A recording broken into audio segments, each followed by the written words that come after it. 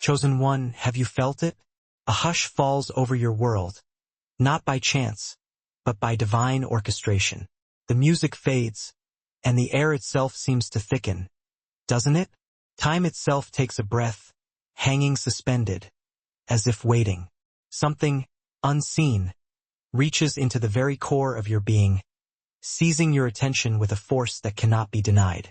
This moment, marked by the subtle shift in the atmosphere, is far from ordinary.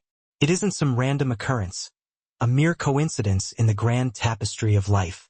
No, heaven itself is intervening, pulling you aside, because you stand at a precipice. You're on the edge of a spiritual battlefield, a conflict in the unseen realm that will irrevocably shape your calling, that sacred purpose woven into the fabric of your soul. You feel the weight in your chest, a heavy pressure that seems to settle there. The ceaseless chatter in your mind quiets, replaced by an unusual stillness, a calm before the storm. A spiritual weight, undeniable and persistent, presses down, refusing to be ignored. Recognize this feeling, chosen one. This is the sign. God is speaking directly, personally, and He is speaking to you now. A battle is brewing in the unseen realm, a conflict that has been quietly gathering strength, building momentum like a storm gathering on the horizon. Haven't you felt it? A persistent heaviness that clings to you without explanation. Battles waged in the theater of your mind, temptations resurfacing, old demons you believed you had vanquished long ago. Now, the truth begins to dawn, doesn't it? The realization that this battle has already begun. Its tendrils reaching into your life, testing your defenses. And if you move carelessly, without awareness or intention, you risk stumbling into a carefully laid trap, a snare designed to bury your purpose, to stifle the very reason you were created. Heaven does not waste its warnings. It doesn't issue alerts where destiny is absent. The seriousness you feel, that deep sense of foreboding, that is revelation itself. It is God Himself, drawing back the curtain, granting you a glimpse behind the veil so that you do not blindly wander into destruction. Because this fight, this particular battle, is unlike any you have faced before. This one is targeted, calculated, meticulously designed to exploit the last, unguarded corners of your soul, those vulnerable places you thought were safely hidden. The enemy has studied you, watched your movements, listened to your unspoken fears, memorized your silences, your moments of loneliness, your patterns, and your plans. He waits patiently for the opportune moment to strike where you are least protected, where your defenses are down. And God interrupts you now. He breaks through the noise and chaos of the world, because He refuses to let you fall unaware, to be ambushed in the shadows. Heaven speaks clearly, resonating through the ancient words of Ezekiel, chapter 3, verse 17. Son of man, I have made you a watchman. So hear the word I speak and give them warning from me. You recognize its meaning, don't you? The truth resonates deep within your spirit. You are being warned because you matter, because your purpose is vital to the divine plan. You are being alerted because you are chosen, set apart for a specific task. You are being awakened because heaven sees what you cannot yet see, the dangers that lurk just beyond your perception. You've been drifting close to something dangerous, haven't you? Perhaps a habit, a seemingly harmless connection, a desire that appeared innocent on the surface, but which is now subtly, inexorably, pulling you out of alignment with your true self, with the path that was meant for you. And deep down, in the quiet spaces of your heart, you know it. You feel the tension, the subtle friction between your calling and the compromise that is attempting to lure you backward, back into the shadows. This is your crossroads, chosen one. This is where hesitation becomes expensive, where inaction carries a heavy price. This is where silence becomes surrender, where failing to speak truth to yourself seals your fate. But do not mistake this for weakness. You are not hearing this warning because you are frail or incapable. You are hearing it because hell fears what will happen when you rise fully into obedience, when you focus your intent, when you reclaim your spiritual strength and stand firm in your faith. When you align yourself with the divine, every generational pattern, every curse, every negative influence that has tried to repeat itself through you, loses its hold. This power dissolves like mist in the morning sun. This is why the enemy fights you so fiercely now, why he throws everything he has at you in this moment. Because you are close to crossing a threshold, a boundary he cannot follow you past, a realm of power and purpose he cannot touch. And God is telling you plainly, unequivocally, that if you lose this fight, if you succumb to temptation and stray from the path, you will step outside the place where he can use you. Not because he withdraws his love, never that, but because certain mantles, certain levels of responsibility and influence, require a spirit that has been sharpened and refined, a soul that is free from the entanglements of the world. You simply cannot carry what he has prepared for you, the blessings and opportunities he has ordained, while simultaneously entertaining traps designed to destroy you, while clinging to habits and relationships that dim your light. Conviction rises, a powerful force within you, but it is mercy, not shame. It is God, in his infinite grace, pulling you back from the edge before the consequences take over, before your choices lead you down a path from which there is no easy return. It is heaven declaring, I still choose you, I still believe in you, but turn now, before it is too late. Choose the path of righteousness, the path of truth. No, this moment is decisive, a turning point in your journey. Your next choice becomes a doorway, either into destiny, the fulfillment of your calling, or into delay, a holding pattern where your potential remains untapped and your growth is stunted. And you know, deep in your heart, that heaven is urging you toward destiny, toward the light that awaits you. You have survived storms that should have broken you, haven't you? You have carried burdens and weights that others could not even imagine enduring. You are chosen, set apart for a reason, and chosen ones carry a responsibility and visibility that others never experience. This warning, this intervention from heaven, is proof of God's investment in your future, a testament to his unwavering belief in your potential. Chosen one, if this word strikes your spirit, if it resonates with the deepest parts of your being, let it settle within you. Accept the warning, heed the call. You are being summoned into strength, into a new level of awareness and power. If this resonates with you, make sure you like, share, comment, and subscribe, so you never miss a message meant for your path, a word of wisdom that could illuminate your way. And as your act of agreement, as a declaration of your intention, comment 111, a symbol of divine alignment and new beginnings. Let this be the moment where you choose clarity over chaos, where you step out of the fog of confusion and into the light of truth. You know the patterns that keep circling your life, the recurring challenges, the familiar temptations. You recognize the distractions that always seem to show up when you are on the edge of a breakthrough, those subtle diversions that seek to pull you away from your purpose. This time you will not fall for them. This time you will not negotiate with darkness. You will not compromise your values. This time you stand your ground, unwavering and resolute, because your future demands it, because your destiny hangs in the balance. Your spirit is waking up, isn't it?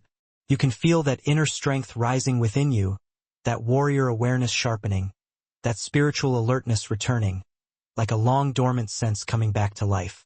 What once drained you no longer owns you, what once tempted you no longer defines you. You are stepping back into alignment with force, with authority, with divine focus. And from this moment forward, heaven will match your obedience with open doors, with unprecedented opportunities, and with supernatural protection that shields you from harm. You are not walking into this fight alone. You are walking with God, the Almighty, the King of Kings, the Lord of Lords. You feel it before you can explain it, don't you? An invisible pressure tightening around your spirit, a subtle shift in the atmosphere that your body senses before your mind can even name it. You wake up one morning, and something is different. Not in your room, not in your routine, but in the unseen realm surrounding your life. A heaviness, a stillness, a subtle alertness rising inside you. A sense of anticipation mixed with a touch of unease. This is how chosen ones detect warfare before the first blow is ever thrown. How they sense the enemy's approach long before he makes his presence known. You are not imagining this, chosen one. You are discerning what others cannot feel, perceiving the subtle shifts in the spiritual landscape. This battle didn't begin this morning.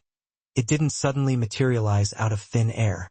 It has been forming quietly, layer by layer, building momentum through strange emotions, sudden irritations, restless nights filled with unsettling dreams, and thoughts that seemed to appear out of nowhere, uninvited and unwelcome. You shrugged some of it off, dismissing it as mere stress or fatigue, thinking you were just tired or overwhelmed. But deep down, your spirit knew something was shifting, something was amiss. Every small disturbance, every unexpected wave of discouragement, every flash of spiritual discomfort was a signal, a warning sign posted along the path. Something in the invisible realm had already drawn near, its presence growing stronger with each passing day, and you feel it more intensely now because the battle has finally surrounded you, its forces closing in. Heaven exposes the truth in the ancient words recorded in the second book of Chronicles, chapter 20, verse 15. Do not be afraid nor discouraged, for the battle is not yours, but God's. Yet even in a battle that belongs to God, you are not meant to walk unaware, to be caught off guard by the enemy's tactics. Awareness is your shield. It is the armor that protects you from harm. Discernment is your early warning system, alerting you to danger before it strikes. When you feel this pressure, this heaviness, do not mistake it for weakness. It is not a sign of your inadequacy, but rather a testament to your spiritual sensitivity. The enemy wants you distracted, numb, unfocused, tired, emotionally unstable, and spiritually disconnected, because a chosen one who is alert, who is aware of his surroundings, is a dangerous force to be reckoned with. You've noticed certain things shift around you recently, haven't you?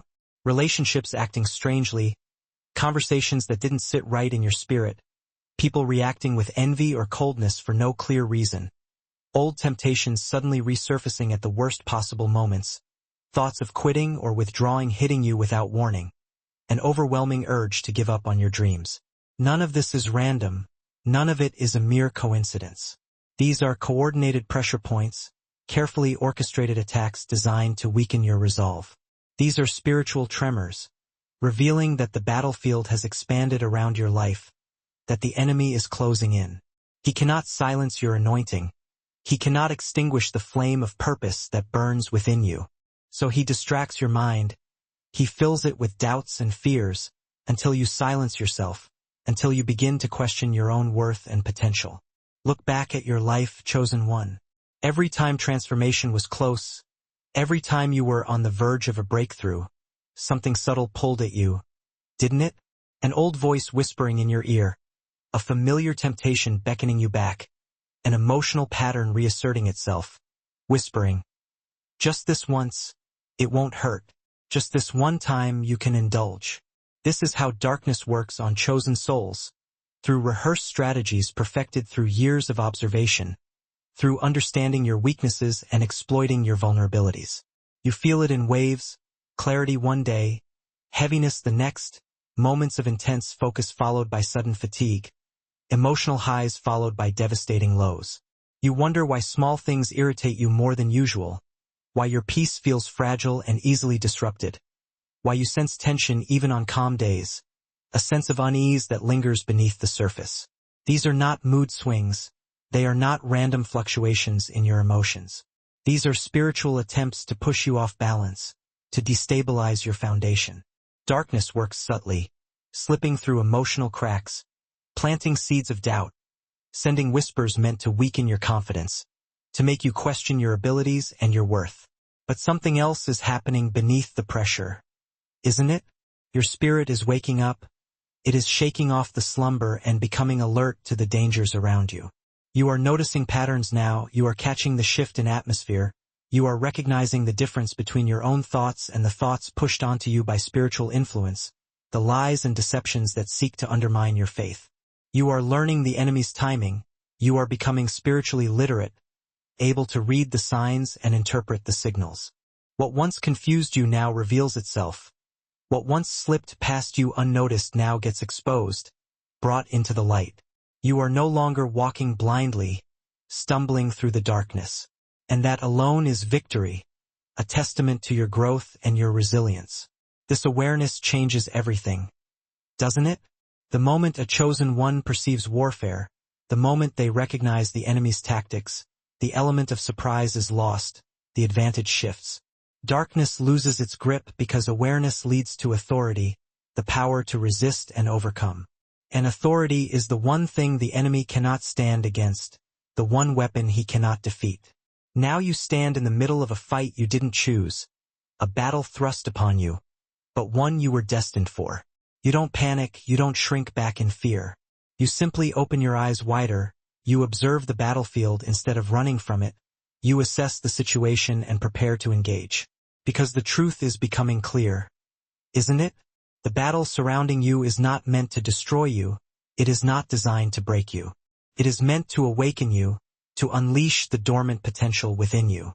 This is the moment where you begin to understand why the pressure has been so intense, why the attacks have been so relentless. Heaven has been strengthening your discernment, sharpening your senses, training your spirit to detect attacks before they land, to anticipate the enemy's moves and counter them with precision. You are being disciplined like a warrior, prepared for the challenges that lie ahead. Even if you didn't realize that was happening, even if you felt lost and confused, God was working behind the scenes, shaping you and molding you into the person you were meant to be.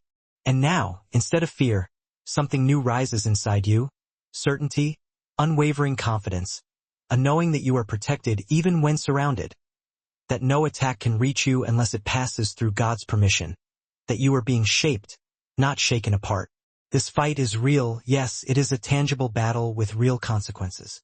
But so is your calling, so is your protection, so is the anointing that sits on your life, the divine blessing that empowers you to overcome. And nothing surrounding you, no amount of darkness, has the power to bury a soul heaven has chosen to rise, a spirit destined for greatness. You've begun to notice something unsettling yet strangely familiar, haven't you? The enemy watches you more closely than the people who claim to care about you, the ones who profess their love and support. He studies you with an attention that feels obsessive, almost personal, as if he is consumed by your every move. He knows the versions of you you've outgrown, the weaknesses you've healed from, the insecurities you've overcome. And he waits patiently not for random opportunities, but for strategic openings, for moments of vulnerability when your defenses are down. You feel this more intensely now because your spirit is more awake than ever, more attuned to the subtle shifts in the spiritual atmosphere. When your eyes open spiritually, when you gain the ability to see beyond the veil, you see patterns that were always there, cycles of behavior, familiar triggers, temptations that appear at precisely the moment you feel drained or discouraged. Darkness is patient. It is willing to wait for months, even years, for the opportune moment to strike. It waits for emotional dips, for moments of loneliness, for cracks in your identity, for old wounds to reopen. And the moment you're vulnerable, the moment your defenses are weakened, it presses where you least expect it, exploiting your weaknesses and preying on your fears. This is why old insecurities, painful memories, and long-forgotten desires suddenly resurface, flooding your mind with doubts and anxieties. These are not coincidences. These are not random occurrences. These are surveillance tactics, carefully orchestrated by the enemy to keep you off balance and undermine your confidence. The enemy checks your soul like a doctor examining pulse points, probing for areas of weakness, not to heal you, but to exploit you, to find ways to manipulate and control you. As the prophet wrote in the scroll of Hosea, chapter 4, verse 6, "My people are destroyed for lack of knowledge. Let this be the knowledge heaven gives you now, the wisdom you need to overcome the enemy's tactics. Your weaknesses are studied because your strengths threaten hell, because your potential is a force that could unravel the darkness. The enemy cannot destroy your calling, so he targets your habits, the daily routines that shape your life. He cannot break your destiny, the divine purpose that guides your path, so he tries to break your discipline, your ability to stay focused and committed. He cannot silence your anointing, the divine power that flows through you, so he distracts your mind, filling it with noise and confusion, until you silence yourself, until you begin to doubt your worth and your abilities. Look back at your life, chosen one. Every time transformation was close, every time you were on the verge of a breakthrough, something subtle pulled at you, didn't it? An old voice whispering in your ear, a familiar temptation beckoning you back, an emotional pattern reasserting itself, whispering, "Just this once, it won't hurt." Just this one time you can indulge. This is how darkness works on chosen souls, through rehearsed strategies perfected through years of observation, through understanding your weaknesses and exploiting your vulnerabilities. You feel it in waves, clarity one day, heaviness the next, moments of intense focus followed by sudden fatigue, emotional lows followed by temptations appearing at perfect timing. These are not random, these are not mere coincidences. These are calculated pressures, carefully designed to nudge you off your path, to steer you away from your purpose and into the shadows. But now something new is rising within you, isn't it? Awareness, the ability to see beyond the surface, to discern the true nature of things. You're catching the patterns, you're recognizing the enemy's tactics, you're anticipating his moves. You sense when emotions shift unnaturally, when a wave of sadness or anger washes over you without a clear cause. You notice thoughts that don't match your identity, that contradict your values and your beliefs. You recognize traps by the way your spirit reacts before your mind can explain, by the unease and discomfort that settles in your soul. This is spiritual maturity, not fear. It is the ability to discern good from evil, to recognize the enemy's lies and resist his temptations. The enemy studies you, yes, he watches your every move and analyzes your weaknesses. But God reveals his notes. He gives you insight into the enemy's plans, exposing his tactics and revealing his strategies. And once you see the strategy, once you understand how the enemy is trying to manipulate you, its power breaks, its hold on you weakens. Your discernment is sharpening, your ability to perceive the truth is growing stronger. You notice when opportunities feel wrong, when they don't align with your values or your purpose. You sense when someone is sent to distract you, to pull you away from your focus. You feel when the timing is demonic rather than divine, when something feels rushed or forced. Your spirit is becoming precise, alert, and impossible to fool, a finely tuned instrument capable of detecting even the slightest dissonance. Understand this, chosen one. The enemy attacks not who you are today, not the person you have become, but who you are becoming, the person you are destined to be. That is why the warfare feels heavier than your circumstances, why the challenges seem so overwhelming. The fight is shaped for your next level. It is designed to prepare you for the greater responsibilities and the greater blessings that await you. You are not being overwhelmed, you are not being defeated. You are being observed, you are being tested, you are being prepared for what lies ahead. Darkness is trying to locate your entry points, the vulnerable areas of your life where it can gain a foothold. But heaven exposes them first, revealing the weaknesses and the insecurities that the enemy seeks to exploit. So you can seal every door, so you can protect yourself from harm. And now that you see the pattern, now that you understand the enemy's tactics, you can break the pattern, you can disrupt his plans and reclaim your freedom. You will not let emotions guide you. You will not let loneliness choose for you. You will not let exhaustion lower your standards. You refuse to negotiate with past versions of yourself. You will not allow the mistakes and failures of your past to dictate your future. Your spirit is evolving faster than the enemy can adapt. You are growing stronger and more resilient with each passing day. You are stepping into spiritual unpredictability, a realm where the enemy cannot anticipate your moves or control your destiny. And that terrifies hell. It strikes fear into the heart of darkness.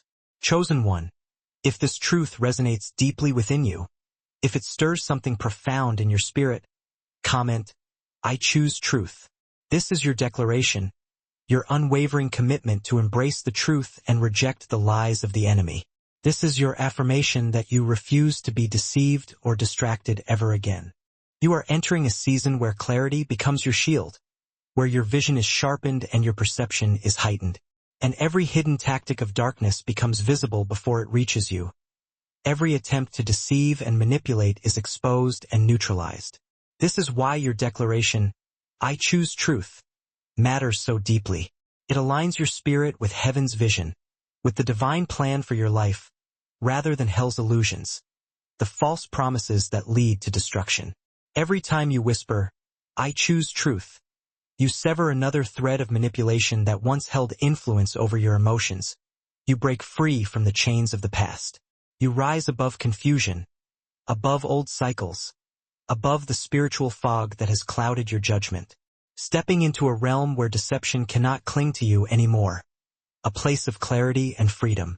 Your declaration, "I choose truth," is not merely a comment. It is not just a string of words. It is a spiritual stance, a powerful declaration of your intention. It tells heaven you are ready for maturity, you are ready to take on the responsibilities that come with your calling. And it tells darkness you are no longer an easy target for subtle lies or familiar temptations. You will not be swayed by its empty promises.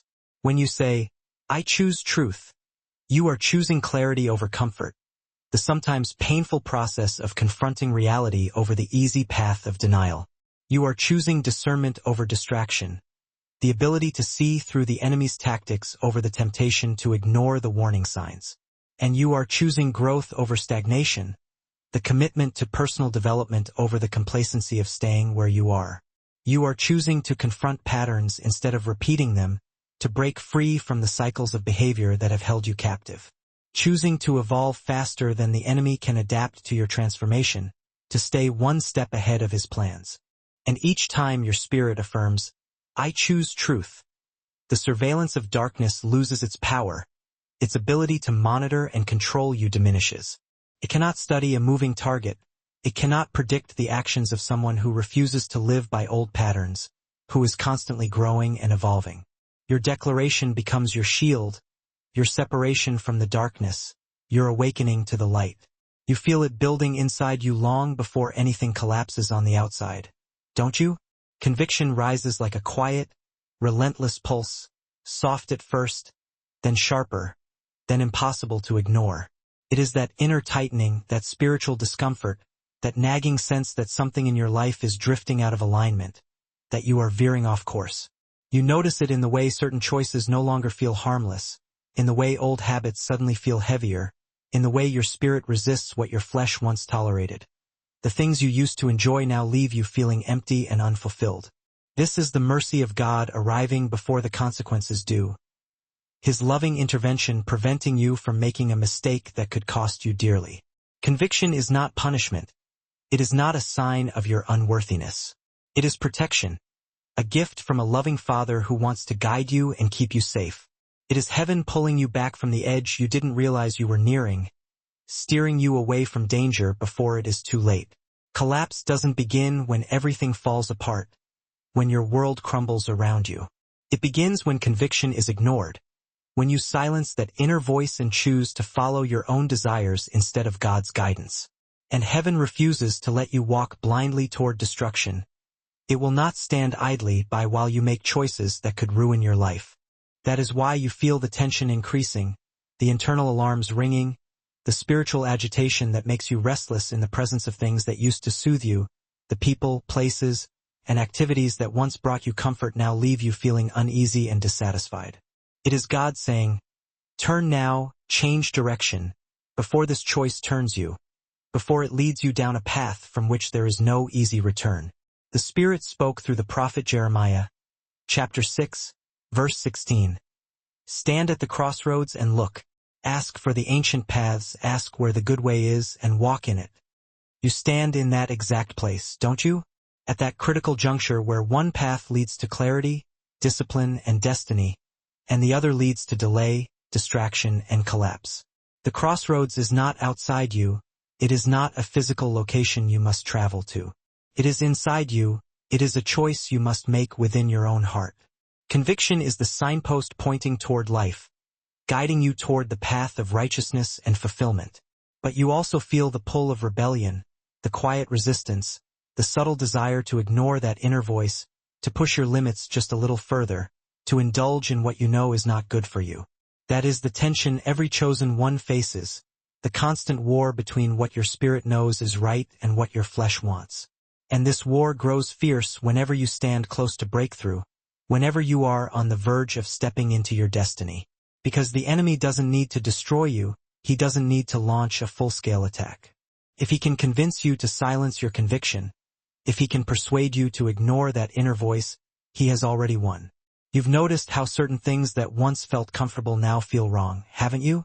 Conversations, environments, relationships, habits, they used to fit you like a glove, they used to bring you joy and satisfaction. But now they irritate your spirit. They leave you feeling drained and depleted. This discomfort is not accidental, it is not a random occurrence. It is divine. It is a sign that God is at work in your life, preparing you for something new. God is shrinking your desire for what can no longer travel with you. He is pruning away the things that would hinder your growth and prevent you from reaching your full potential. He is removing the taste for things that would sabotage your next level, the temptations and distractions that would keep you from fulfilling your purpose. Conviction is heaven editing your appetite, refining your desires and aligning them with His will. But conviction also exposes your patterns. It shines a light on the choices that always lead to regret, the emotions that drag you backward, the cycles that repeat when you stop paying attention. These revelations are not shame. They are not meant to make you feel worthless or inadequate. They are instruction, guidance from a loving Father who wants to help you grow and improve. Shame tells you you're unworthy, that you are a failure and will never be good enough. Conviction tells you you're chosen, that you are destined for greatness, but that you need correction, that you need to make some adjustments in your life. Shame pushes you away from God. It makes you want to hide from His presence. Conviction pulls you closer. It makes you want to seek His guidance and embrace His forgiveness. You feel conviction most strongly in the quiet moments, when your mind slows, when distractions fade, when you're alone with your thoughts, when the world around you fades away. That's when truth rises to the surface, when the voice of God becomes clear and unmistakable. And sometimes you avoid silence, don't you? You fill your life with noise and distractions because you don't want to face what your spirit already knows, because you are afraid of what God might tell you. But silence is where God speaks loudest. It is in the quiet moments that His voice can be heard most clearly. Silence is where direction is revealed, where you receive guidance and insight. Silence is where the warning becomes clear, where you understand the consequences of your choices. Your spirit knows collapse before your eyes do. It senses the danger long before it manifests in your physical reality. Collapse begins when you convince yourself that just one more time is harmless, when you rationalize your bad habits and tell yourself it won't matter. Collapse begins when you justify what God already told you to release, when you cling to relationships and activities that are holding you back. Collapse begins when you numb conviction with excuses, comfort, or distraction, when you silence that inner voice and choose to follow your own desires instead of God's will. But heaven is protecting you from that collapse. It is throwing you a lifeline before you fall too far. By making the weight of conviction impossible to ignore, by making you feel the discomfort and unease that comes with veering off course. You're sensing this heaviness now because you are closer to purpose than you realize. You are on the verge of stepping into your destiny. The enemy isn't trying to destroy your peace. He doesn't care about making you unhappy. He's trying to sabotage your positioning. He's trying to prevent you from stepping into your calling. And God is trying to prevent you from stepping out of alignment, from straying from the path that was meant for you, by activating conviction so strongly that you cannot continue as you were, that you are forced to make a change. Conviction is a gift, a sign of God's love and care. It means God is still speaking to you, that He hasn't given up on you. It means heaven still has plans for you, that your destiny is not yet complete. It means your story is still unfolding, that you have a purpose to fulfill and a contribution to make. The danger is not feeling conviction, the occasional twinge of guilt or unease. The danger is losing it altogether, becoming numb to the voice of God and the promptings of the Holy Spirit. Because when conviction disappears, when you no longer feel that inner tug, collapse becomes inevitable. There is nothing to stop you from making choices that will lead to destruction. But you are not at that point. You haven't crossed that line. You still hear the warning, you still feel the pull, you still sense the urgency in your spirit. That is proof that God is fighting for you, that He is actively working in your life to protect you from harm. This is the moment where you choose whether to lean into conviction or drown it out, whether to listen to the shift in your spirit or pretend it's nothing, whether to protect your calling or play with what could ruin it. This is the moment where you decide your future. Collapse is not your portion. It is not the destiny that awaits you. Conviction is your rescue, the lifeline that pulls you back from the brink. And heaven is telling you, turn now, change direction. Before the weight you feel becomes the reality you face, before the consequences catch up to you. Your spirit already knows what needs to change. It knows what you need to release and what you need to embrace. And once you honor conviction, once you choose to follow God's guidance, you shift from the brink of collapse into the beginning of transformation, from the precipice of disaster into the promise of a new beginning. You feel something awakening inside you, don't you? Something steady, something serious, something unmistakably divine. There comes a point in every chosen one's journey when purpose stops whispering and begins calling your name with clarity, when the faint murmur becomes a resounding shout. You have reached that point, haven't you? Destiny is no longer a distant idea, a vague possibility. It is now pressing against your spirit, urging you to rise, beckoning you to step into your calling. This stirring you feel is not random. It is not a figment of your imagination. It is the evidence of heaven moving in your life, the tangible proof that God is at work preparing you for what lies ahead. Your thoughts feel sharper, your ideas are clearer, your mind is more focused. Your desires feel different. You long for things that are more meaningful and fulfilling. The things that used to distract you no longer satisfy you.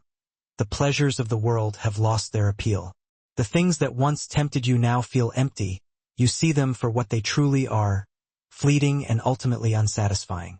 This is the sign that your calling is beginning to take shape in a new way, that your purpose is becoming clearer and more defined. The apostle reminds us in his letter to the Ephesians, chapter 5, verse 14.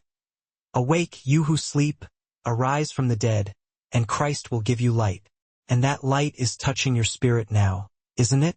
It is the illumination that comes when God says it's time, when he signals that you are ready to step into your destiny.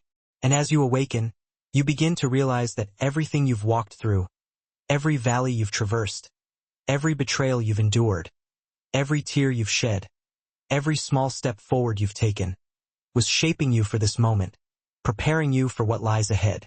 Nothing was wasted, nothing was accidental, nothing was meaningless. Every experience, both good and bad, prepared your spirit for the weight of purpose that now rests on your shoulders, for the responsibility and the privilege of fulfilling your calling. You are not stepping into something new, you are not entering uncharted territory. You are stepping into something you were always meant for, something that was written in the stars long before you were born. But calling requires cultivation. It cannot be left to wither and die. Destiny does not grow in neglect. It does not flourish in an environment of indifference. It grows in intention, in a conscious decision to pursue your purpose. It grows in willingness, in a heart that is open to God's guidance. It grows in obedience, in a commitment to follow his commands. And it grows in discipline, in the self-control and perseverance needed to overcome obstacles and stay on track. Every time you choose alignment over distraction, every time you prioritize your spiritual growth over the fleeting pleasures of the world, your spirit strengthens, your connection with God deepens, and your purpose becomes clearer. Every time you say no to what tries to pull you backward, every time you resist temptation and stay true to your values, your path becomes clearer, the obstacles diminish, and your progress accelerates. Every time you choose growth instead of comfort, every time you step outside your comfort zone and embrace the challenges that await you, heaven expands your capacity. It increases your ability to handle greater responsibility and influence. Purpose is like a fire. It is a living flame that must be nurtured and tended to in order to keep burning brightly. It must be fed to keep burning, not with pressure, not with a sense of obligation, but with presence, with a conscious effort to connect with God and to remain open to his guidance. And just as a flame needs oxygen to survive, the work of delivering truth, of creating messages of clarity, and of building a spiritual refuge for chosen ones around the world needs support to keep shining, to continue illuminating the path for those who are lost and confused. Not forced support, not pressured support, not a sense of obligation or guilt. Only what flows from genuine resonance, only what comes from a heart that is moved to give. This space, this voice, this mission, it is like a lantern carried through a dark forest, a beacon of hope in a world that is often shrouded in darkness. Many souls who feel lost, tired, or spiritually numb find their way because the lantern continues to glow, because it shines a light on the path and offers guidance and direction. And lanterns, no matter how bright, can only shine as long as someone helps refill the oil, as long as there is someone willing to invest in keeping the flame burning.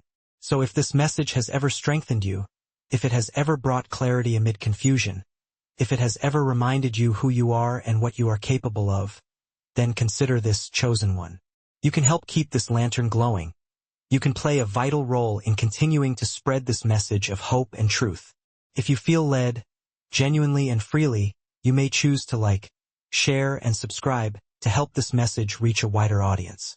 These actions are like placing mirrors around the flame, allowing the light to reach further, touching people you may never meet, but who desperately need direction, who are searching for answers in the darkness. And if your heart ever whispers that you want to support this light in a deeper way, that you want to invest in this mission more significantly, these aren't mere coincidences. They're affirmations, a celestial GPS guiding your every step with unwavering precision. Heaven itself orchestrates a symphony of events, ensuring your path aligns perfectly with your divine purpose. As you evolve, witness the fading echoes of old fears, their voices weakening with each sunrise. See distractions, once so captivating, lose their allure, their grip loosening like sand through your fingers. And observe old wounds, once throbbing with pain, surrender their power, their sting replaced by the soothing balm of healing. This isn't a dramatic overhaul, but a tranquil transformation, a quiet unfolding that graces you when you dare to walk in the radiant light of your creation. From this moment onward, recognize that each stride you take resonates with purpose, each choice molds the contours of your destiny, and each breath serves as a gentle reminder. You were called to ascend, to rise above the ordinary. You'll sense the shift before any tangible proof emerges.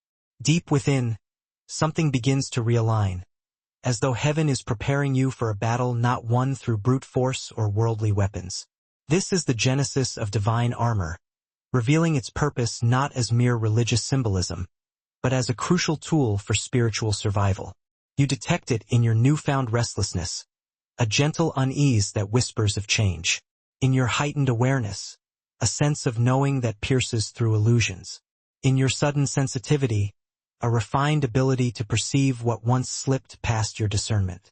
The atmosphere around you intensifies, charged with purpose. God is equipping you for what lies ahead, just as Jesus declared in Matthew 26 verse 41.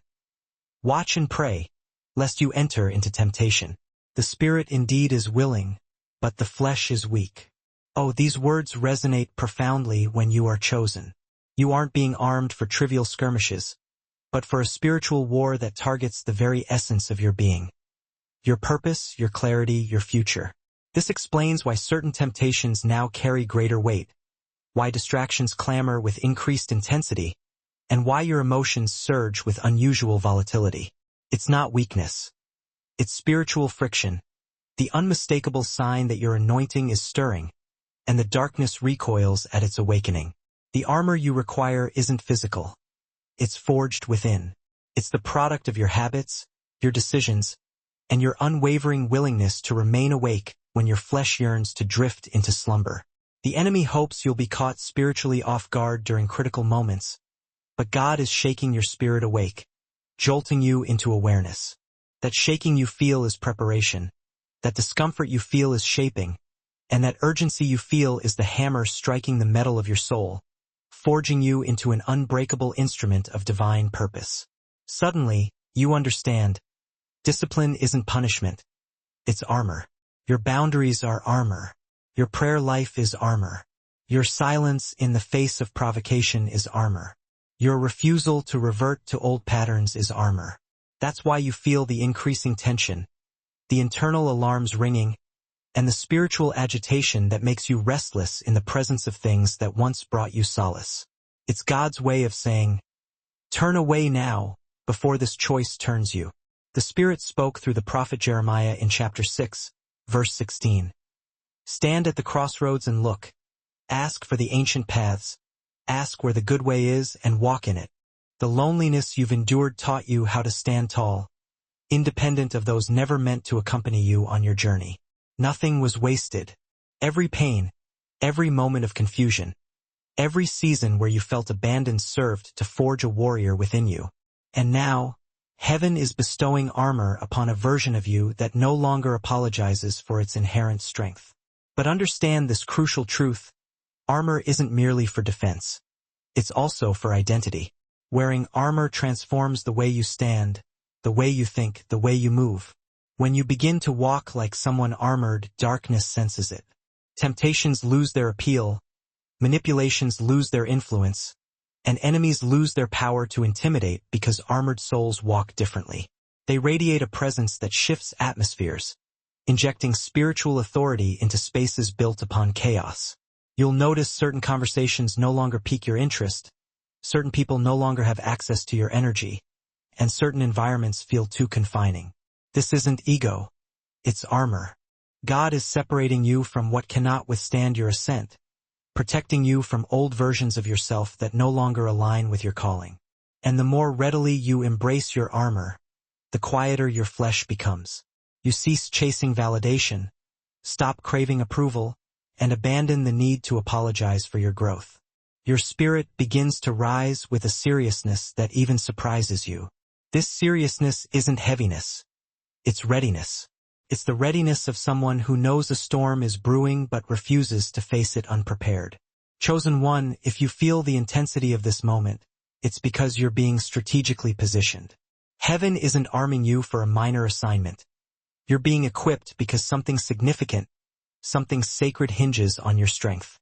The enemy senses what's taking shape within you, which is why his attacks have become more personalized, more emotionally charged, and more subtly disguised. But he's already losing ground because you're no longer fighting unarmed. This is your armoring season, your sharpening season, your preparation season.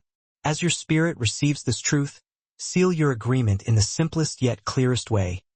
Comment the number 444, a symbol of heavenly reassurance, a sign that you don't enter this battle alone. This repetition carries a threefold meaning. First, divine timing, reminding you that heaven equips you at the precise moment you're needed. Second, divine positioning, showing that your surroundings are being adjusted to safeguard your purpose. And third, divine assistance, the quiet presence of angelic covering, ensuring you never face warfare in solitude. When you write 444, you declare to the unseen realm that you choose awareness, discipline, and divine protection over drifting and distraction. You are awake. You are armed. You are ready. You've felt it for years. The weight of battles that didn't originate with you. Struggles that seemed older than your own lifetime. Patterns that trailed your family like a silent shadow. These aren't ordinary challenges. They're generational wars, ancient assignments, and spiritual entanglements passed down through bloodlines and behaviors, awaiting someone strong enough to shatter them. And now, heaven is revealing the truth. You are that someone. You were born with a sensitivity others lacked. You questioned what your family tolerated. You felt heaviness in places others deemed normal. You grew restless around cycles they accepted as unchangeable. You noticed patterns repeating. Fear, anger, addictions, silence, poverty, emotional distance, and spiritual numbness. Even as a child, something within you resisted them. That resistance wasn't rebellion. It was a calling. It was the mark of a chosen one, stationed within a bloodline to halt what everyone else permitted.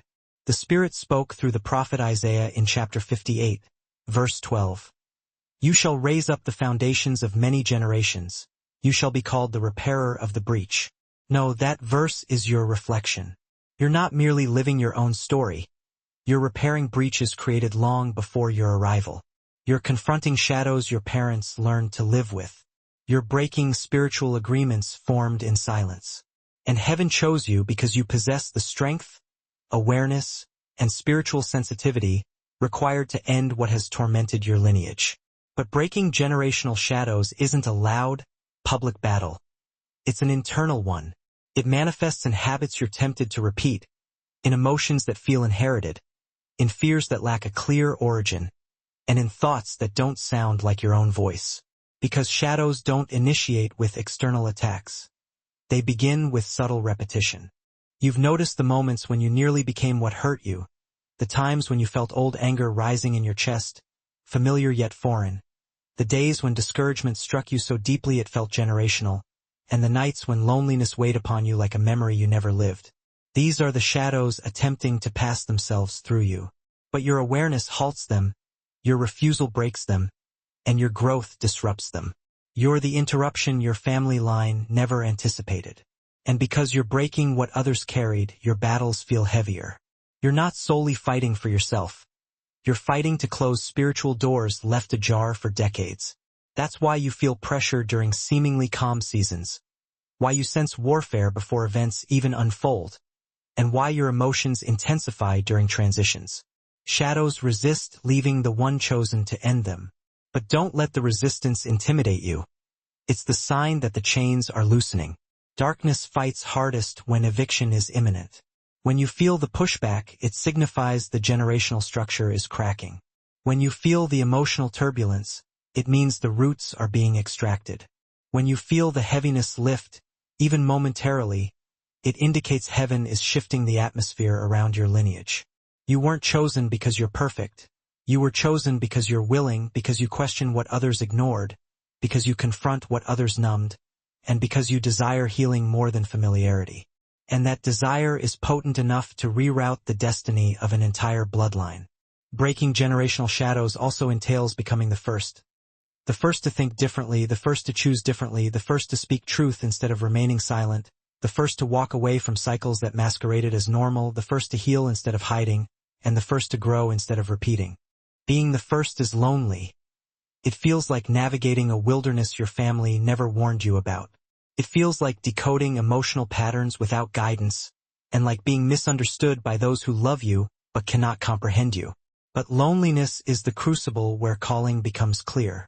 Solitude is where God trains bloodline breakers. Silence is where generational patterns lose their grip. And even now, heaven is watching you shift your entire lineage with every decision you make. Each time you choose patience over anger, a shadow loses influence. Each time you choose clarity over confusion, a lie surrenders territory. Each time you choose faith over fear, a generational chain weakens. Each time you choose healing over avoidance, an old story loses its voice. You're not repeating what came before you, you're rewriting it. And when the shadows gaze upon you, they see the one thing they feared. A chosen soul who refuses to carry what was never theirs. You've always wondered why some people react to you in ways that felt exaggerated, unprovoked, or strangely intense. Why certain rooms shift the moment you enter. Why some individuals stare at you with discomfort, envy, or quiet hostility, even without you uttering a word. For a long time, you assumed it was something you were doing wrong. But the truth runs far deeper. Your presence exposes what others strive diligently to conceal. Your light isn't gentle. It isn't subtle. It isn't soft in the way the world prefers.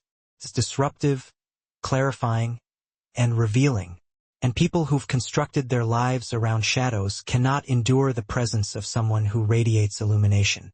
You carry something spiritual, something that unsettles darkness without conscious effort, something that draws hidden intentions to the surface. You perceive it in the way conversations change direction, in the way people become defensive around you, and in the way their tone shifts when your spirit discerns something they hope to keep veiled. As the ancient words in Luke 8 verse 17 remind us, "For there is nothing hidden that will not be disclosed, nor anything concealed that will not be known or brought into the open." This is why you don't blend in. Your spirit draws truth to the surface, your presence compels clarity, and your discernment reveals motives long before they're spoken aloud. You've walked into rooms where the atmosphere felt tense, not because of who you are, but because of what you carry. Darkness senses you before humans do. You've felt this since childhood. The way adults grew uneasy around your questions, the way peers misconstrued your silence, and the way manipulators avoided you or attempted to discredit you. You weren't imagining it. People feel exposed around the chosen.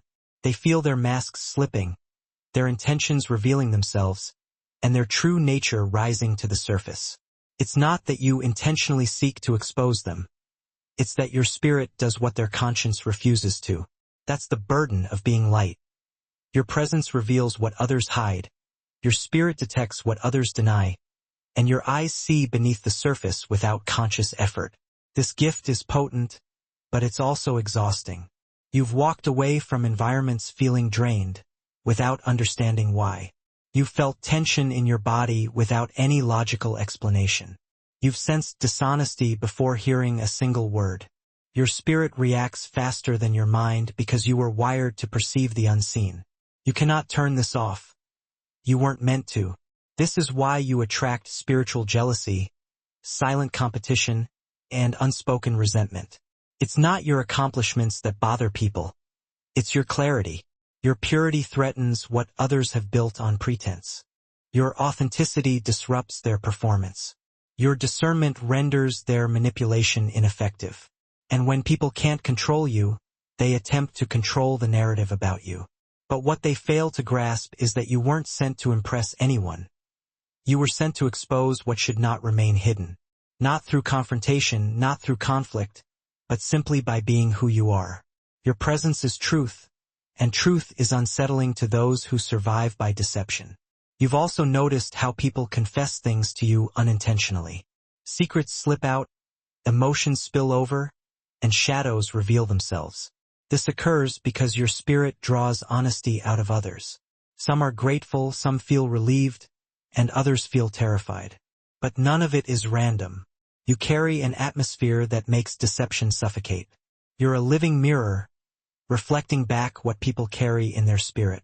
Some see beauty, others see their unhealed wounds, and people react not to you, but to what they see in themselves when you're near. This is why God placed such a brilliant light within you. You're not called to hide it. You're not meant to dim it for the sake of comfort. You're not meant to shrink so others feel safe in their shadows. Your light is intended to disturb what should not remain concealed. Your presence is meant to shift environments. Your discernment is meant to protect you and expose tactics intended to harm you. You're not the source of the discomfort. Truth is, you're not the cause of tension. Revelation is, you are not the problem.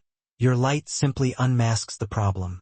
And when darkness realizes it cannot deceive you, it begins to fear you. Not because you fight aggressively, but because you see clearly. You were made to expose hidden plots, disrupt spiritual darkness, and carry light potent enough to reveal what others pretend not to notice. This is the burden of the chosen, and the honor. You know the moment I'm about to describe. The moment when something is offered to you that appears harmless, comforting, or familiar. Yet something within your spirit tightens, a quiet warning, a subtle pull, a whisper that says, this is not what it seems.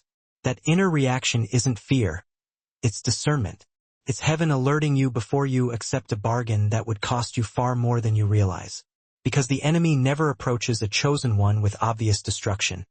He comes bearing almost blessings. Offers that feel good but lead nowhere. Opportunities that shimmer but don't align. People who appear supportive but harbor intentions stitched in shadows. These bargains are subtle. They rarely look evil. They rarely look dangerous. They're designed to blend seamlessly with your desires. But your spirit knows better. You've outgrown the tricks that once worked on you. You recognize the pattern. A sudden invitation, a tempting distraction, a door that swings open too easily, a person who appears at the precise moment your heart feels lonely or weary. This isn't coincidence. It's strategy. The scriptures speak clearly through the wisdom of Proverbs 14 verse 12. There is a way that appears to be right, but in the end it leads to death. That's the essence of the enemy's bargain. It appears right, it feels right, and it pretends to be right, but inside, it's decay masquerading as desire. You've felt these moments before, moments when you nearly said yes to what was beneath you, moments when you almost returned to what once broke you, moments when you nearly trusted the wrong voice simply because it spoke softly, and moments when you contemplated settling for less because waiting felt too excruciating. These are the crossroads where chosen ones must be most vigilant, not during storms, but during offers, not during attacks, but during temptations disguised as shortcuts. The enemy doesn't need you to fall completely. He merely needs you to compromise. Even a slight misalignment can redirect your purpose, delay your growth, or entangle your spirit in cycles you've already escaped. That's why your discernment feels amplified this season. Your sensitivities feel keener, and your inner alarms trigger more rapidly. You're not being paranoid, you're being trained. Heaven is revealing to you the distinction between what glitters and what is godly, between what comforts and what corrupts, and between what is offered and what is ordained. What you reject this season will define your destiny more than what you accept. And you're beginning to feel something powerful. The rise of refusal, not stubbornness, not fear, but holy resistance. You're learning to say no without guilt, no without explanation, and no without apologizing for your growth. You're learning that every no to a counterfeit is a yes to your calling. Still, the enemy will attempt one final tactic, convincing you that refusing his offer will leave you empty, that choosing discipline will leave you lonely, and that waiting for God's timing will leave you forgotten. But this is the oldest lie he whispers to chosen souls. The fear of missing out on something you were never meant to possess. Do not negotiate with what God has already instructed you to walk away from. Do not entertain what your spirit has already exposed. Do not return to what cost you your peace. You're too close to breakthrough to settle for bait. There's strength in your eyes now, strength you lacked a year ago. There's clarity in your spirit, clarity that cannot be manipulated. There's fire in your discernment, fire that burns through deception. This is how you know the enemy is nervous. His offers are becoming more detailed, more emotionally charged, and more personalized because his time is dwindling. And when you sense that pressure, that sudden temptation, and that unexpected opportunity, remember, you're not being offered a blessing, you're being baited. Your refusal is your victory. And now, to seal this truth in your spirit and declare that you will not succumb to the enemy's bargain, comment, I refuse. A statement under 4 words, but powerful enough to echo through the unseen realm. Let these 2 words become your shield. You refuse every counterfeit fate, every distraction, and every trap disguised as comfort. When you write, I refuse, you're not rejecting life. You're rejecting the lies designed to uproot your destiny. It's a declaration that your spirit chooses truth over temptation. When you speak, I refuse, the unseen realm recognizes that you will no longer negotiate with patterns that once controlled you. Heaven honors that kind of clarity. And each time you affirm, I refuse, you strengthen the wall between your calling and every counterfeit attempting to imitate purpose. It's not just a comment. It's spiritual warfare, encapsulated in 2 words. You know this feeling well. The moment when life presses you into a corner, not to crush you, but to reveal you. Heaven permits certain trials, not because you're weak, but because your resolve must be proven, strengthened, and purified. Some tests don't arrive to break you. They arrive to show you what hell already knows, that you're more unshakable than you believe. These tests manifest quietly at first. A disappointment, a delay, a silence from heaven that feels heavier than usual. Suddenly, your prayers feel like they echo back empty, your efforts seem invisible, and your strength is stretched beyond what you thought possible. This is the kind of testing that doesn't target your circumstances. It targets your allegiance. Heaven is measuring what you choose when nothing feels easy or guaranteed. The ancient words recorded in 1 Peter 1 verse 7 speak deeply into this moment. These trials will show that your faith is genuine. It is being tested as fire tests and purifies gold, though your faith is far more precious than mere gold. So when your faith remains strong through many trials, it will bring you much praise and glory and honor on the day when Jesus Christ is revealed to the whole world. Gold isn't purified through comfort. It's purified through fire. And you, chosen one, have been traversing a fire not intended to destroy your identity, but to expose it, to reveal the strength heaven concealed within you, and to strip away everything that cannot bear the weight of your calling. You begin to observe that trials reveal what blessings never could. Pressure reveals your motives, silence reveals your patience, delay reveals your discipline, pain reveals your posture, and storms reveal your spiritual maturity. This is why heaven sometimes allows the wind to test your foundation, not to topple you, but to demonstrate that your roots run deeper than the surface. You're not built on sand. You're built on endurance, on character, and on an awareness that God has carried you through too much to abandon you now. And even when the storm feels intense, There's something unbreakable inside you, something ancient, something heaven-crafted.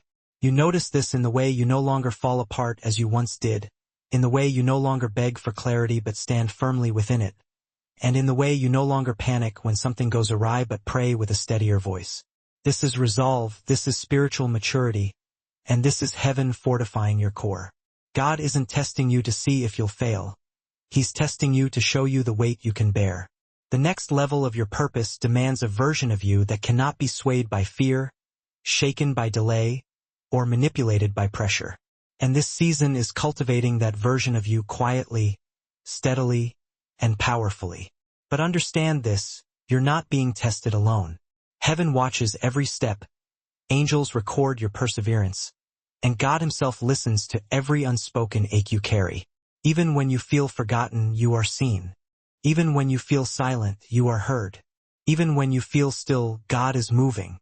And while you navigate this journey, know that this space, the messages, the guidance, and the encouragement are here to strengthen you and to accompany you through the fire.